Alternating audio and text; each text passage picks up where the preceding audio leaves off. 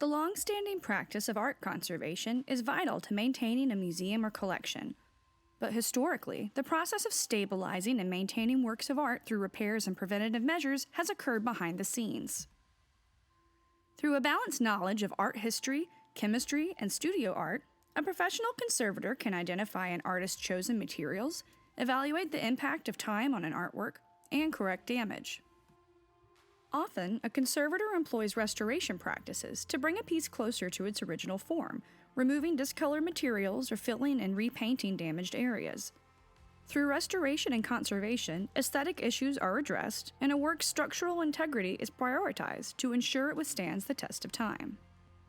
Increasingly considered just as significant as its visual impact, a work of art's material experience is frequently highlighted by museums, galleries, and other arts professionals. Educational windows into the conservation process are quickly becoming an integral part of the museum-going experience. This digital exhibition, curated by the Johnson Collection's intern McKenna Smith, seeks to highlight a conservator's essential role in preserving great works of art for future generations. You are invited to pause, read, and reflect throughout this presentation. One of the first steps in conserving a painting is identifying its material makeup. This procedure is vital because it determines the process of stabilization and treatment. In order to properly conserve a painting, one must understand its particular anatomy. Paintings are composed of well-defined layers consisting of a variety of materials. The top layer is not usually paint, but varnish. This translucent, hard film is used to intensify color and protect the paint layer beneath. Below the image itself is a ground material, usually consisting of gesso, a white, chalky primer that allows the paint to better adhere to the support. A support is anything pigment is applied to, like canvas, paper, or pressed board. Paint can also be applied to found materials, including plywood, aluminum siding, and cabinet doors. If an artist chooses to use a canvas, the material is pulled around a wooden stretcher, which can be tightened using wooden wedges known as keys. This keeps the fabric taut in a flat plane. Knowing the elements of a painting is important in determining how it will age and decay. In this painting, Untitled by Rachel Hartley, material composition resulted in damage and dictated its treatment.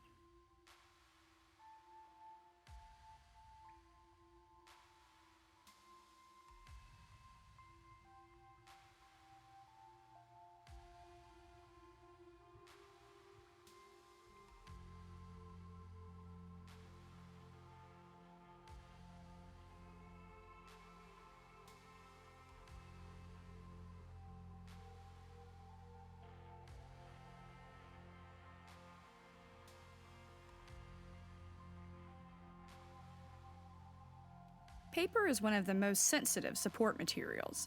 It is especially delicate and must be carefully stored and handled to prevent deformation, paint loss, and tears.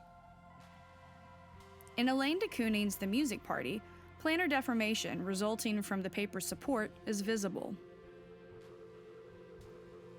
These issues are often remedied or prevented by applying additional backings. Materials such as mylar or masonite are sandwiched between the original canvas and new lining to bolster structural support. These supplemental materials can deteriorate over time and need to be removed. Whenever a backing or lining is separated from a painting, it is included in the conservation report. Additionally, if there are any inscriptions on the material, they are photographed and sometimes placed in storage or in an object file.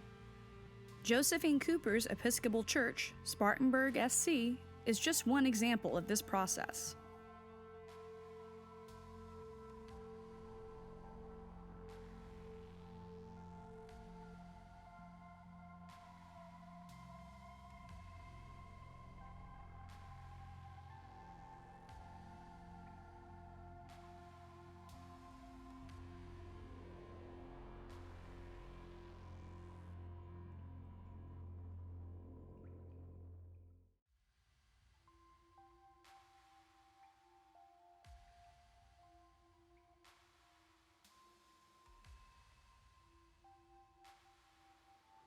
Here is the new backing of Josephine Cooper's painting, with photos of the inscription. Due to the broad array of materials that can be used to create a painting, conservators usually specialize in a certain medium or period of art. For example, Professionals well versed in oil painting cannot always translate their skills to the restoration of an acrylic work. The water solubility of acrylic paints requires a detailed knowledge of special solvents and restorative procedures that differ from those utilized when dealing with non-soluble oil paints. Here, a conservator uses a mild solvent to remove grime from Maud Gatewood's acrylic painting Autumn Tunnel. The composition of each layer of a painting requires a unique treatment process that may vary from layer to layer and from painting to painting. Understanding the composition of a piece is vital to maintaining it.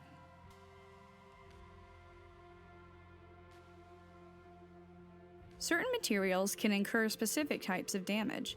Each injury must be addressed through different conservative processes in order to effectively stabilize and treat a work of art. Before repairs can be made, the painting must be inspected. This visual examination may be conducted with different types of lighting, including ultraviolet light, raking light, or specular light. Raking and specular lighting strikes the painting from an angle. This makes planar deformations and damage to the paint layer easier to see. Ultraviolet light is useful in identifying old conservation work. It also highlights patches or punctures, like the repaired puncture seen here in Gladys Nelson Smith's painting, Frederick County Farmhouse. Almost all types of damage come from a few common sources: the artist's technique, a foreign object hitting the painting, or other environmental sources, like the chemical effects of time and atmospheric conditions. The way in which an artist applies materials to the support can have both immediate and long-term effects on a painting's stability. For example, if an artist does not allow enough time for a layer of paint to dry before adding another, or does not mix enough binder in the pigments, drying cracks, chalking, or slippage, as seen here in Marie Hull's Mums in a Blue Vase, may occur. Oftentimes, issues involving the adherence of the paint layer are remedied using a consolidant or adhesive, which reattaches any straying paint flakes or dust. Mechanical impacts or contact with environmental elements can cause abrasions or punctures. If a substance spills or splashes onto the painting, the resulting accumulation is called an accretion. This painting, Adeline by Adele Clark, has experienced damage from both environmental sources and atmospheric conditions.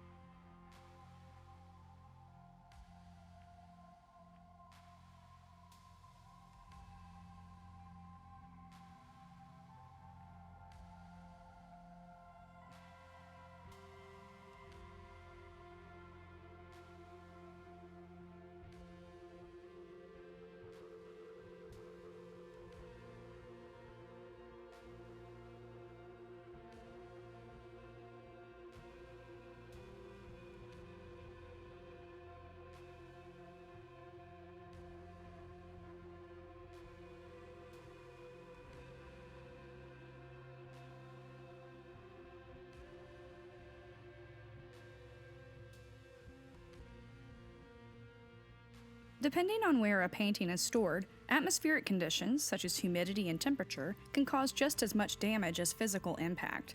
This is why climate control is so critical in museums and galleries. Fluctuations in moisture can cause mold growth, as seen here, or varnish bloom, which obscures the image and detracts from the viewing experience. Lost portions of the image are filled with gesso or another restoration-grade substance and in-painted.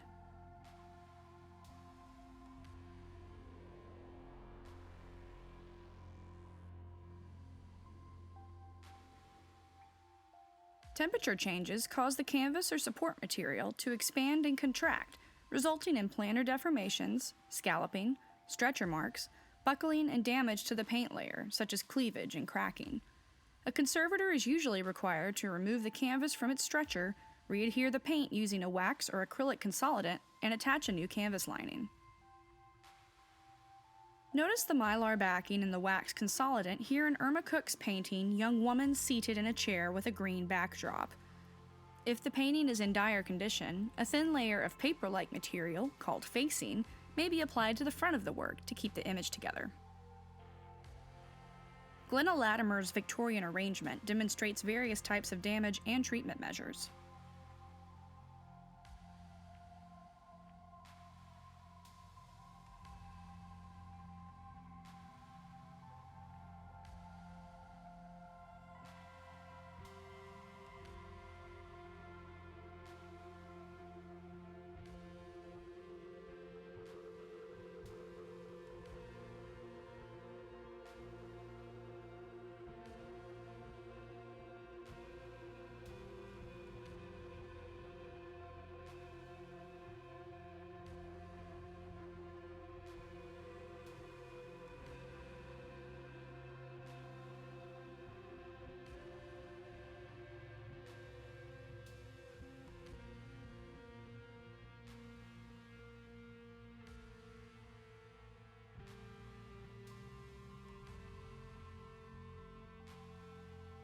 Aging can cause the chemical elements of a painting to deteriorate over time, resulting in cleavage, age cracks in the paint layer and ground, and general wear or surface erosion.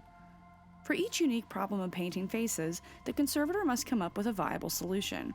Each type of damage has a common treatment used to remedy it. However, depending on the material makeup of the painting, these methods may have to be altered to create unique solutions.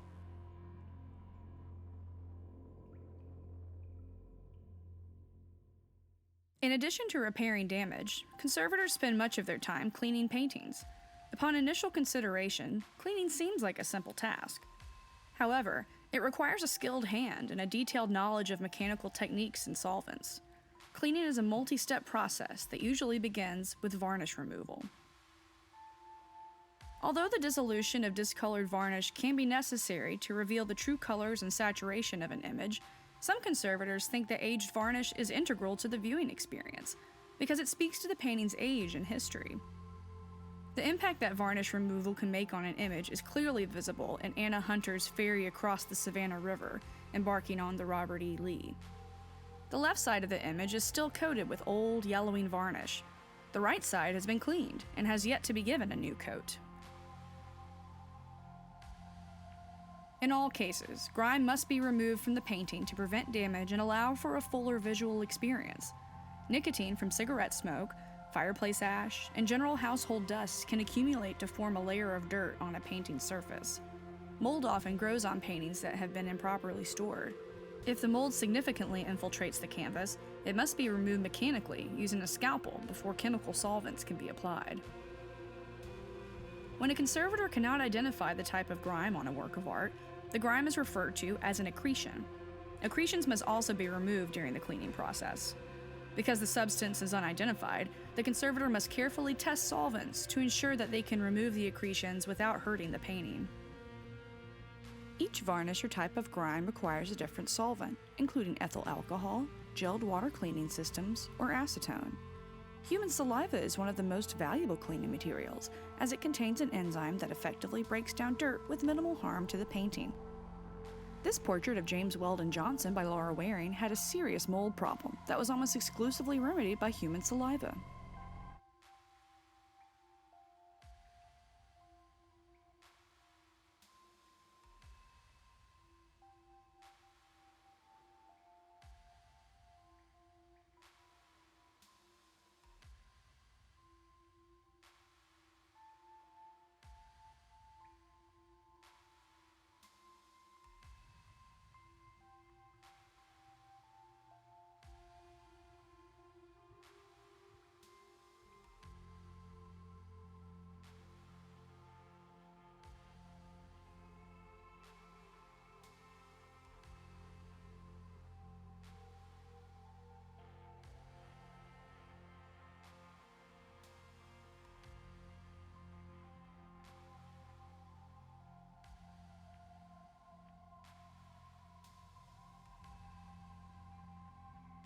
The reverse of a painting often accumulates dust if no protective covering is placed over it, and sometimes needs as much cleaning as the image itself.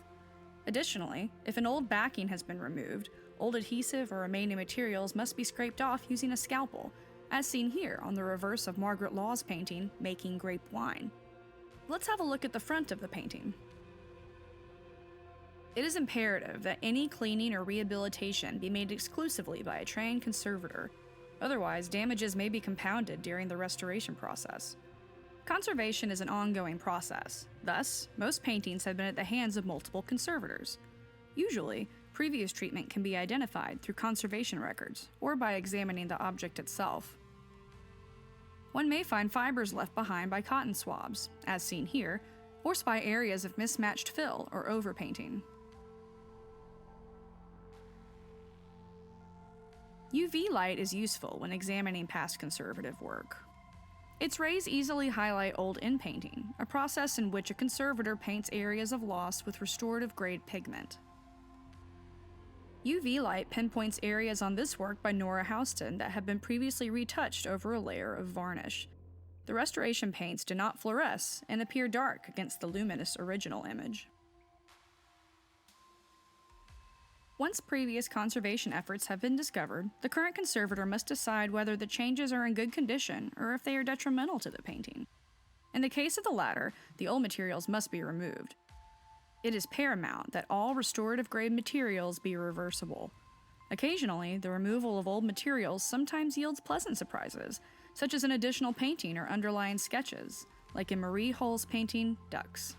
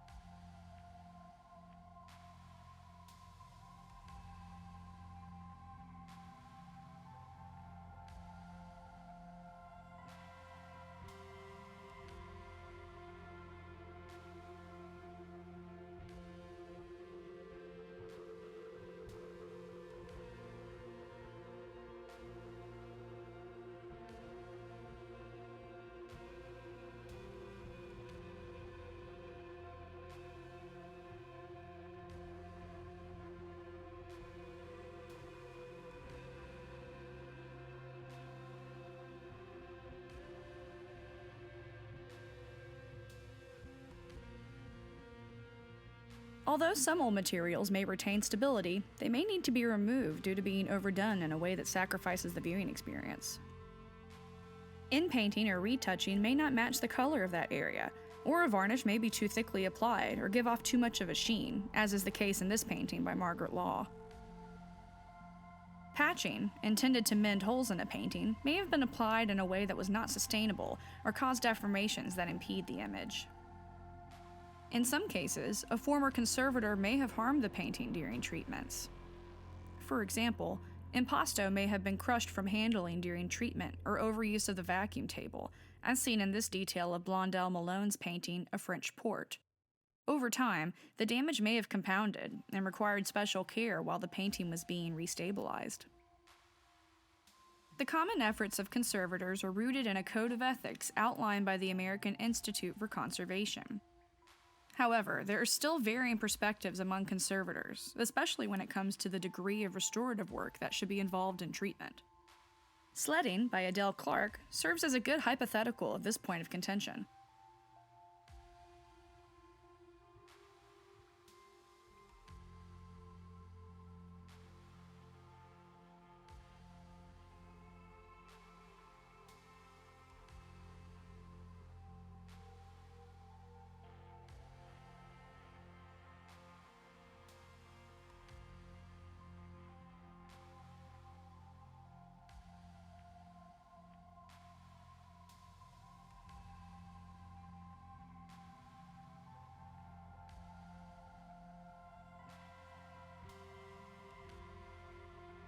There is a working distinction between conservation, which is defined as stabilizing a piece, and restoration, which is the process of returning the object close to its original state. Restoration often requires cosmetic measures that are sometimes discouraged by certain professionals.